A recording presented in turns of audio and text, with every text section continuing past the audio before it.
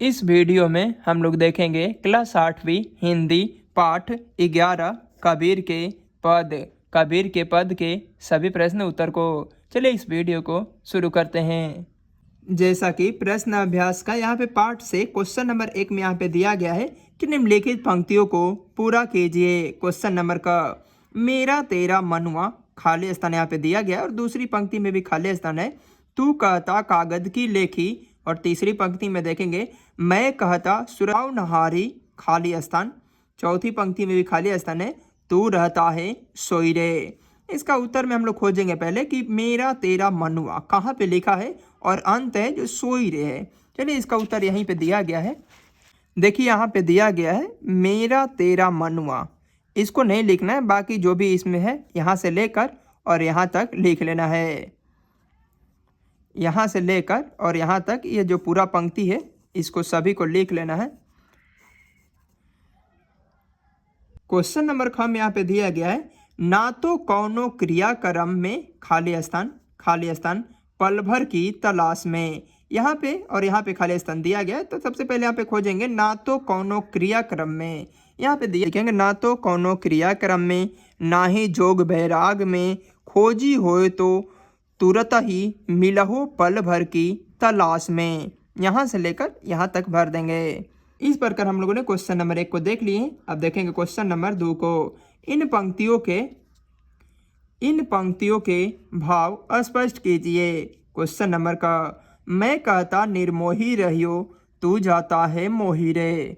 चलिए इसका उत्तर हम लोग कॉपी पे नोट कर लेते हैं, इसके बाद समझाने का प्रयास करते हैं।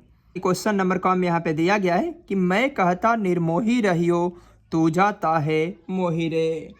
इसका उत्तर में हम लोग लिखेंगे कि कबीर के अनुसार मनुष्य को अनुरागहीन निर्मोही होना चाहिए, क्योंकि अनुरागहीन होने से मनुष्य का कल्याण होता है। इसका विपरीत मनुष्य अनुराग में पड़ता है। Question number 2। क्वेश्चन नंबर ख मोको कहाँ ढूंढे बंदे मैं तो तेरे पास में। इसका उत्तर में हम लोग लिखेंगे कि मानो ईश्वर को यत्र तत्र मंदिर मस्जिद में ढूंढते फिरते हैं, लेकिन ईश्वर तो मनुष्य के पास ही हृदय में निवास करते हैं। क्वेश्चन नंबर 3 मोको शब्द किसके लिए प्रयोग किया गया है। इसका उत्तर में हम लोग लिखेंगे कि मोको शब्द ईश्वर या अल्लाह के लिए प्रयोग किया गया है। इस प्रकार पाठ से सभी प्रश्न उत्तर को देख लिए हैं। अब देखेंगे पाठ से आगे में क्वेश्चन नंबर 1 में कबीर की रचनाएं आज के समाज के लिए कितनी सार्थक या उपयोगी है, वर्णन करें।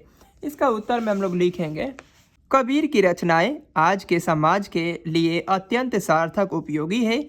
जहां आज भी बाह्य आडंबर की मान्यता दी जा रही है, आज के समय में जबकि मनुष्य के पास समय भाव और अत्यंत भाग दौड़ के बाद मनुष्य अपने कर्तव्य को पूरा कर पाता है, ऐसी काल में भी मनुष्य यदि तीर्थ यात्रा आदि में समय नष्ट कर रहा है तो भूल है, क्योंकि ईश्वर तो हर एक प्राणियों के हृदय में ही निवास करते हैं। मनुष्य के लिए सच्ची भक्ति तो मानव सेवा ही है, जो बातों की सीख कबीर के पद से मिलते हैं।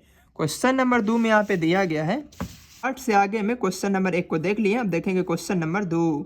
सगुण भक्ति धारा में इतना दिया गया है और निर्गुण भक्ति धारा में भी इतना दिया गया है।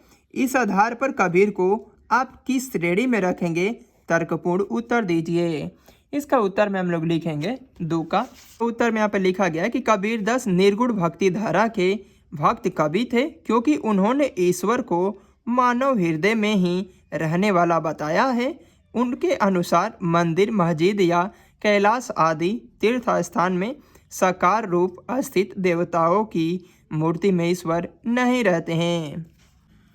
क्वेश्चन नंबर 3 में यहाँ पे दिया गया है कि सगुण भक्ति धारा एवं निर्गुण भक्ति धारा के दो कवियों का नाम लिखिए।